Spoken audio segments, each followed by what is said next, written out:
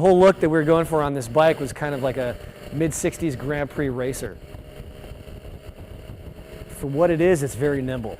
You know, for being a full-size motorcycle, it feels very light, very nimble, and it handles much like a modern street bike.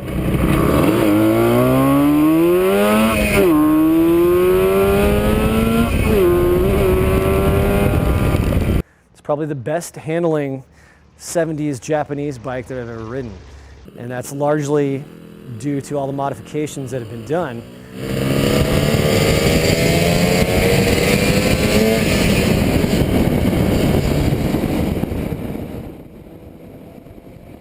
Okay, we're in North Hollywood, California. My name is Jeff Walters. This is my 1976 Suzuki GT500 Cafe Racer. I'm going to walk you through the starting procedure on this bike. In the morning, when it's cold, first thing we do is turn on the petcocks, which are down here. There's two of them. I twist those open, make sure they're open, which they are right now. I kick on the choke lever right here. Down on the choke lever means the chokes are on. We find the awkward and hidden ignition switch. The key is down here. We kick that on. And make sure the headlight is off. And make sure the kill switch is in the run position. Headlight is off so we're not sucking the battery while the bike's not running. Now, since the bike is warm right now, I'm not going to use the choke. Okay, now when we're starting the bike, we usually leave it at 0 throttle. I don't give it any throttle until the engine starts to sputter into life.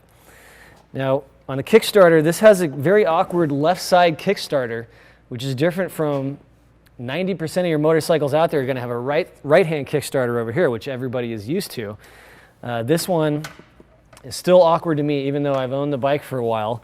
So what I do when I get this Kickstarter out is I kick the engine over, make sure we're on compression. See, it goes rather easy, and then it's hard right there. So now I know we're up on compression.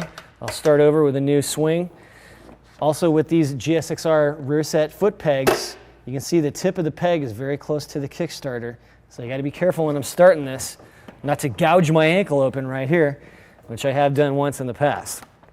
So we'll get on here, make sure the key's on, gas is on, choke's off, run, and we'll give it a good kick and see what happens.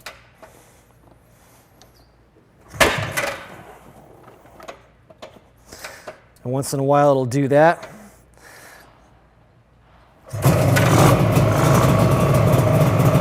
And there we go. It usually starts first kick when the engine is warm.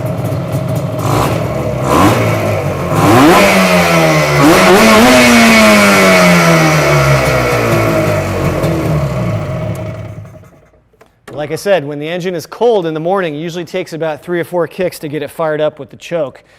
And in the morning when it is cold, I leave the choke on usually about anywhere from 3 or 4 minutes, and let the engine warm up with kind of that high idle that you get with the choke. And then I usually take off in first gear with the choke still on. When I switch up to second gear, I kick the choke off, give it a little more gas. And usually engine warms up in about 2 to 3 blocks, and it'll take throttle like a normal warm running engine.